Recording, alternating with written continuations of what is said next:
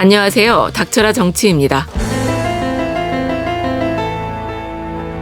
청담동 게이트가 만약 사실이라고 밝혀지면 윤석열 정권은 사실상 끝난다는 국민의힘 이재호 상임고문의 발언이 나와 주목을 받고 있습니다.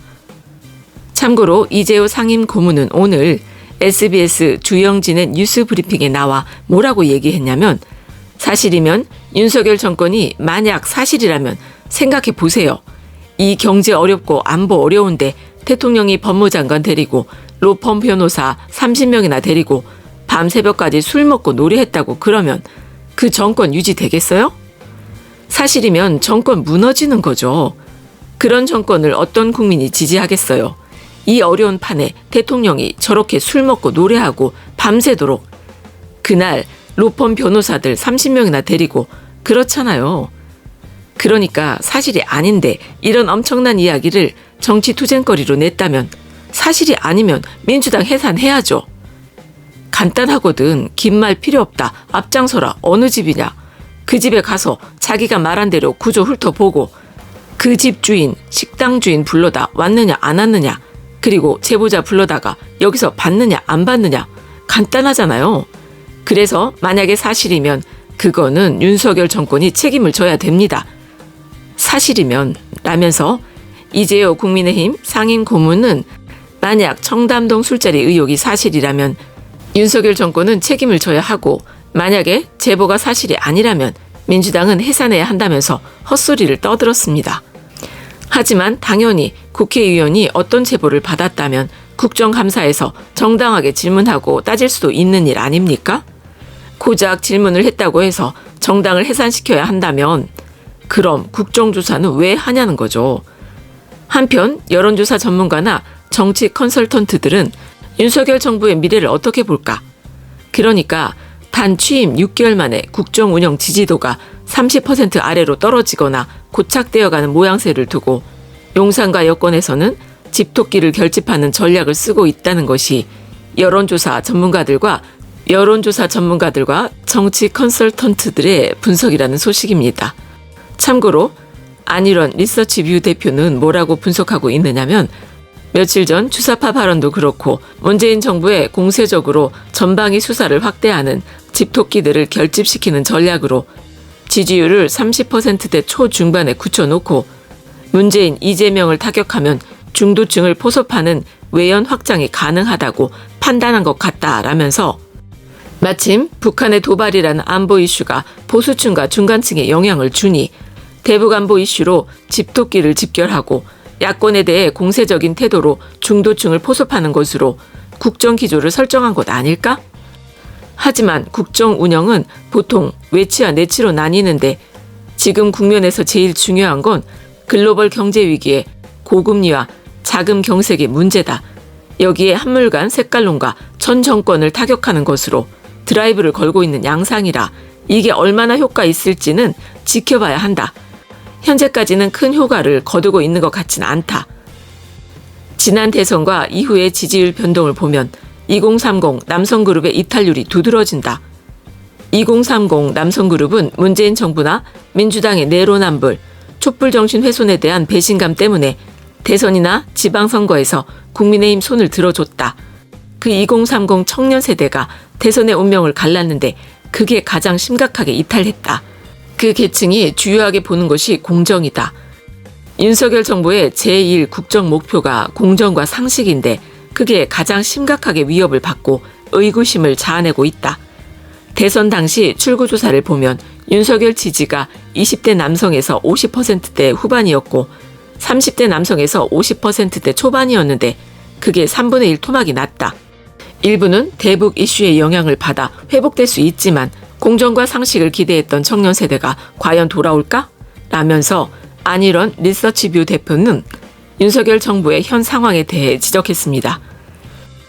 또한 안일원 리서치뷰 대표는 개인적인 느낌으론 윤석열은 상대당 당수인 이재명을 바라보는 태도가 피의자와 영수회담이나 협치는 할 필요가 없다는 입장인 듯하다. 당신은 수사부터 받아. 그런 기조가 강력하게 느껴진다. 이재명의 거취가 결정날 때까지 여야 간에 용산과 여의도의 의미 있는 합치는 이뤄지지 않으리라고 본다며 예상했습니다.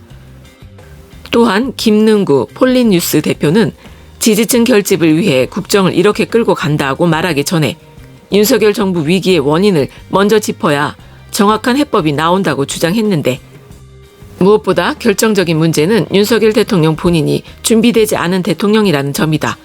그러다 보니 국정 운영 능력이 부족하다. 자기가 못하면 잘하는 사람들로 팀이라도 꾸려야 한다. 진보까지는 아니어도 보수 쪽에서라도 베스트 인사를 뽑아 써야 하는데 그러지 않고 있다. 왜 검찰공화국이라고 말을 듣는가? 검찰에서 함께했던 사람들, 특수부나 카푸를 같이 했다는 사람들이 요직에 있으니 다른 사람들이 봤을 때 갑갑한 것이다. 당연히 참여하려는 사람도 없다. 검찰의 한계라는 게 이런 거다. 그 사람들은 늘 묻는 사람들이다. 답하는 사람들이 아니다. 그러다 보니 스스로를 무오류라고 생각한다. 자신들이 기소한 부분은 서로 그게 무죄가 나더라도 재판부의 문제이지 자기들이 잘못 기소했다고 생각하지 않는다.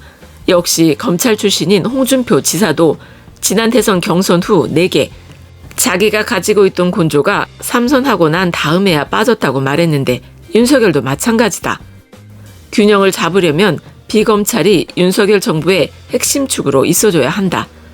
국정 운영 능력 부족 문제와 함께 인사도 문제가 있다. 그리고 자신들의 과오나 실패, 잘못한 부분을 인정하지 않는 분위기가 기본으로 깔려 있다.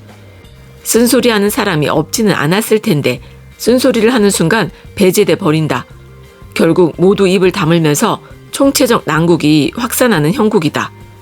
정작 본인은 여전히 그걸 깨닫지 못하고 있는 것 같다. 정치를 해본 사람들이 민심의 무서움을 알게 되는 것은 낙선을 했을 때다. YS 이후 역대 대통령들은 낙선의 경험이 있다. 낙선을 경험하면 민심의 무서움을 알기 때문에 사람이 바뀐다.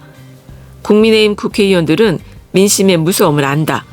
이 사람들이 대통령제의 관행 때문에 대통령에게 여당이 맞서면 안 된다는 걸 경험칙으로 알고 있긴 하지만 그게 언제까지 갈 수 있을까?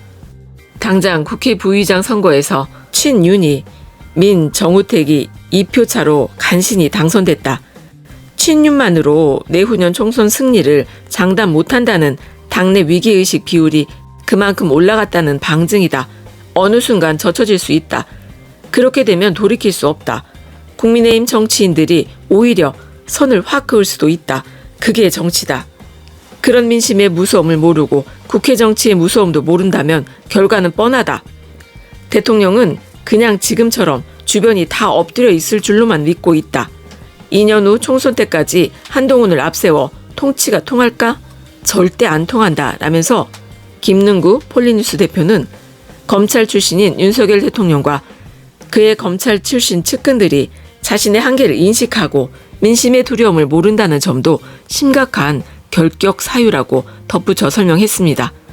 또한 박신용철 더 체인지 플랜 선임연구원은 정치공학적 사고다. 그런 이야기는 선거 직전 정도의 시점에서 선거꾼이나 하는 이야기다. 지금이 선거하는 시기인가? 비유적으로 말하면 선거는 전쟁인데 지금은 전쟁을 수습하고 민생을 돌봐야 하는 국면이다.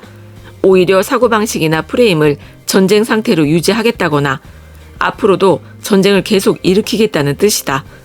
다시 말해 준전시 상태로 국정을 운영하겠다는 것이다. 그건 국민은 필요 없고 권력투쟁만 하겠다는 거 아니냐라면서 문제는 과연 검찰의 칼춤이 민주당에서 멈출 것인가 하는 지점이다. 현재는 통제 범위 내에 있지만 자칫 넘어설 가능성이 높아 보인다. 결국 검찰이 정치를 하는 형국이 되는 것 아닌가. 검찰 출신 대통령이라서 검찰공화국이라고 했는데 이제는 검찰이 정치의 전면에 나서서 제도권을 쥐락펴락하는 형편이 됐다. 연말에 내각을 총개편하고 대통령실 정비한 뒤 내년 1, 2월까지 국민의힘 전당대회에서 새 대표를 뽑아야 한다. 당정 대통령실 삼각체제를 개편하지 않으면 지금의 위기를 극복하기 어렵다.